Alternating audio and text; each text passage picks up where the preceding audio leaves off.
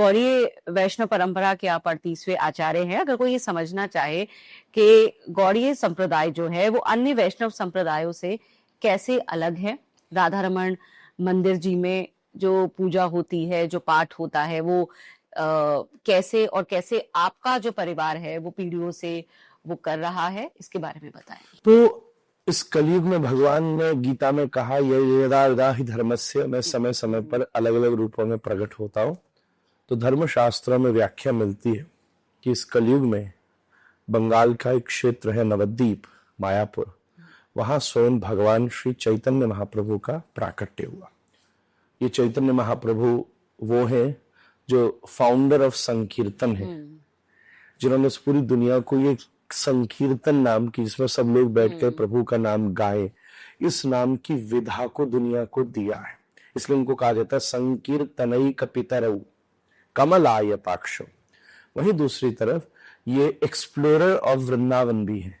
मुगलों के साम्राज्य में सारा वृंदावन खो गया था, तो चैतन्य वो है जिन्होंने पूरे विश्व को, आज आप जिस वृंदावन में जाते हैं, उन्होंने उसको एक्सप्लोर किया, रीस्टैब्लिश किया, वृंदावन का प्रकाश किया। एक्सप्लोरर ऑफ वृंदावन है, फाउंड किया। फाउंडर ऑफ वृंदावन तो राधा रानी है, पर ये एक्सप्लोरर ऑफ वृंदावन है, जिन्होंने उसको रीस्टैब्लिश किया। तो वो चैतन्य महाप्रभु ने जहां जिस भक्ति मूवमेंट को शुरू किया, उस क्षेत्र को गौड़ देश कहते, इसलिए स्थान की वजह से इस नाम को गौड़िया नाम मिल गया।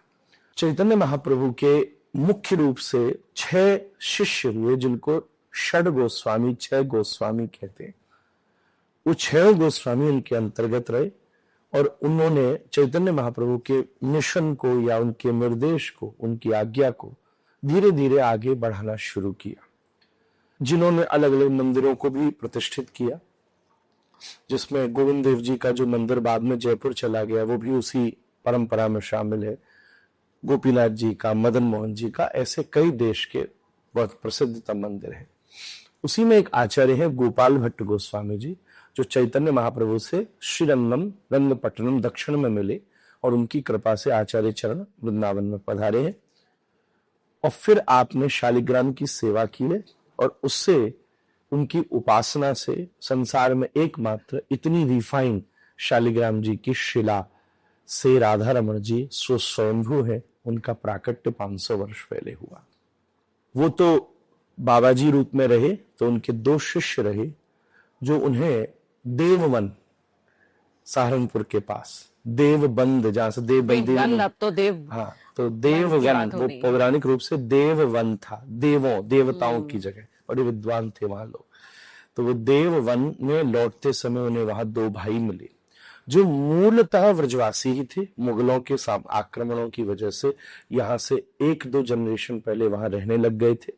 इसलिए जब आचार्य चरण को पता चला कि यहाँ वृंदावन के कोई वासी श्रेष्ठ वैष्णव रहते, तो आचार्य चरण वहां रुके और आपने वहां उन दोनों भाइयों को, में से पहले भाई अविवाहित रहे, उनको वृंदावन लाए और थोड़ी देर में दूसरे भाई विवाहित थे और वो दोनों वृंदावन आ गए। फिर वो जो दूसरे भाई थे, उनका नाम था माधवेश्वराचार्य स्वयं श्री दामोदर लाल जी गोस्वामी जी महाराज, श्री दामोदर गोस्वामी जी महाराज। आपने तब से हमारे यहाँ फिर उनकी पुत्र आदि क्रमों से होते होते राधा रमण जी के मंदिर में गोसाई परंपराओं से हम लोग ठाकुर जी की सेवा कर रहे हैं। अनेकों गोसाई भी हैं, पर हमारे यहाँ के विशेष परिवार में एक बड़ी विशेष प्रतिभा है कि परंपराओं से हम ठाकुर जी की सेवा के साथ इस व्यासपीठ की सेवा भी कर रहे हैं। मेरे आदरणीय महाराज जी, पिताजी, जो मेरे जनक, बाबा, परबाबा, षडबाबा, परंपराओं से आज भी ऐसे लोग हैं। आप जिस जगह पर बैठकर ये पॉडकास्ट कर रहे हैं, एक सज्जन सामने बैठे थे, वो व्यक्ति हैं जिनकी पर दादी मेरे षडबादा की शिष्य थी। और जब भारत पाकिस्तान का विभाजन हुआ, तब उस समय 1 वर्ष तक मेरे वृंदावन के आश्रम में उनके पूर्वज रहे थे। उस समय ऐसे बहुत से परिवार हैं। तो एक इस प्रकार से प्रवाही परंपरा गुरु शिष्य की चलते हुए हम लोग इस प्रकार की सेवा, धर्म सेवा में इस परंपरा और गुरु कृपा से लगे हुए।